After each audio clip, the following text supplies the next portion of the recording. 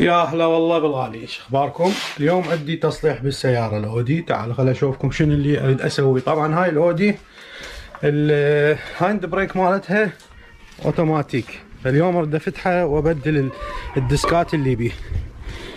فهسه حاليا هذا شويه عندي عاصي، هذا هسه خابر مراد يجي يساعدني. طبعا هاي السياره مضروبه من هنا. هاي السيارة شنو مشكلتها شباب؟ مشكلتها هنا اكو طخات بيها، تشوفون هاي، هذا هنا وحدة، هنا اثنين، وبيها هنا ضربة. هاي بعدين ان شاء الله اسويها، اشوفكم شلون اسويها على البارد، ارجعها بيدي ان شاء الله. طبعا الغوالي هسه مثل ما تشوفون فتحتها زين وسويت. لازم من تريد تفتح هذا هنا اوتوماتيك، اللي ما يعرف انا قاعد اشرح له. هسه حاليا هاي الديسكات خلصانه مثل ما تشوفون، كلش خلصانه وبدت تاكل الحديد. يعني شلون تخليه يعني عندك شغال ما يقفل الماطور، ما يقفل. لازم تشغل السياره وتنزل الهاند بريك لجوا. هسه حاليا هاف زين، لان هذا من طفي السياره تلقائيا يقفل السياره. فانا سويت هاي الحركه اللي قلت لكم بيه. هسه حاليا افسخ هذا، اطلع الديسكات حتى نغيرهن. طبعا شباب انا هسه رجعت هذا الموتور، ومثل ما تشوفون وذني اثنيناتهن ذن الديسكات بدلتهن. هسه شوفوا ذني جدد، وهذا رجعته لورا عن طريق البطاريه. طبعا بما انه اليوم يعتبر ويكند فماكو شركات تصلح السيارات، فهاي السيارة الاودي لازم على الكمبيوتر. بس اني مثل ما قلت لكم على البطارية ادخل على الموتور وايرات وارجع البستم لورا. من ارجع لورا راح يرجع البستم. طبعا ما عندي سلندر، السلندر هذا مال مانوال، يعني مال جير عادي. هاند بريك هذا اوتوماتيك، لازم السلندر يختلف. هذا مسدود، لازم يكون مفتوح من هنا مثل الهلال، وتخليه ويعني ترجع البستم بيه. بس شنو عندي حل الها؟ عندي حل هذا، واليوم مراد هسه قاعد يساعدني. هسه راح ارفع التاير، وهاي نفس الحاله نكرر هم على البطاريه ان شاء الله. وهسه طبعا شباب انا فتحت التاير، فتحت ذني، بس خل ارخي هذا الفتش. هذا احنا نصيح له فتش طبعا، يعني فك مثل فك الحلق. اكو دول عربيه تتابع، فهذا احنا نصيح له فك هذا الفتش اللي هو مالت الديسكات. هسه قاعد نفتح زين شباب، وان شاء الله اللي ما يعرف اللي انه لازم يروح الكمبيوتر واللي يقول لك والله مراد والله سوى كذا، ما لك علاقه. هاي الشغله هنا اورجينال اسويها لك. طبعا هاي الدبلات هنا تشوبلس، هاي الدبلات مال هاي السيارة الاودي، هذا يصحوا له اي 6. هسه هاي انفتح هذا الفك، حاليا فتحته. هسه راح اشوفكم شلون فد مرة يعني افسخ وافتح السبراي. طبعا دائما قبل كل شيء لازم تخلي السبراي عندك، لان هاي المكانات ذني هاي ما تنفتح. هاي الجوزة زين، وكل برغة فتحة لازم شوية تنقع على مود ينفتح بسهولة. زين هاي الجوزة مال كهرباء. هسه حاليا بين الديسكات راح نطلعهن بالشكل.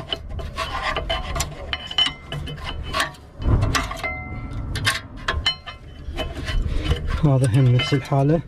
شوف الديسكات شلون خلصانة، هاي حتى صوت تطلع بالسيارة. الحمد لله. طبعا هذا اللي ما يعرف، هذا اللي يصير بيه هيجي، شوفوا هذا اللي مثل هلال، هذا لازم يصير من الجهة زين اللي جوا. هذا يصير وين؟ يصير هنا بالامام. بس حاليا انا قعدت هذا الجديد، وهذا نفس الحالة. هذا الثاني الجديد هم قاعده بهاي الطريقه. هو يعني سهل مو صعب، بس شغله الكهربائيه يعني غالي ياخذون من عندكم. يعني هاي انتم ما تعرفون بيها، اكو ناس ما تعرف انه هاي هنا ياخذون عليها فلوس هواي هنا باوروبا بصورة عامة. هسه حاليا تمام هذا لوز. هسه حاليا هاني عندي البستم صاعد. شوفوا هذا البستم لازم يرجع لي جوا مثل ذاك، نخلي السلك هنا مال الكهرباء ونرجع هذا لي جوا.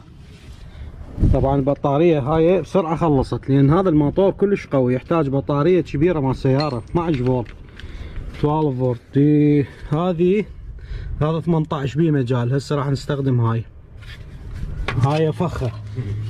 دي نعم فخة هي دي. هذه طبعا بهاي الطريقة يرجع البستم، لانه انا ما هذا السلندر اللي عندي ما صار يعني راد له مثل الهلال ذاك. المهم هسه هاي رجعناه هذا قفل. هسه دور شو نسوي؟ نرجعه بمكانه وخلاص ابوك الله يرحمه. هاي هي هسه صار شنو؟ صارت جاهزة، تجيبها بالبلد تقعد. شوفوا شباب بهاي الطريقة وخلصت. هسه تمام.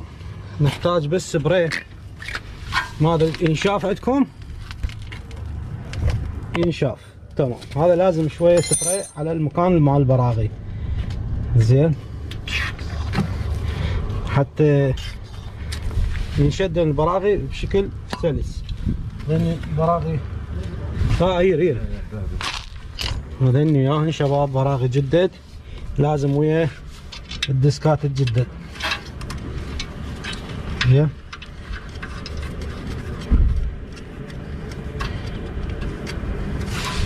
نفس الحالة هذا.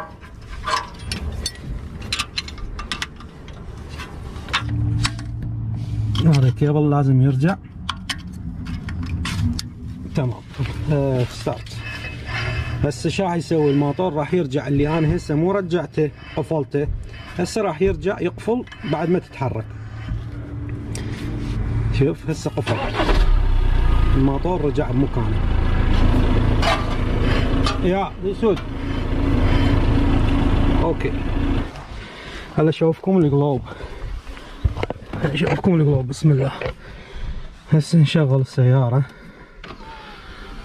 هسه حاليا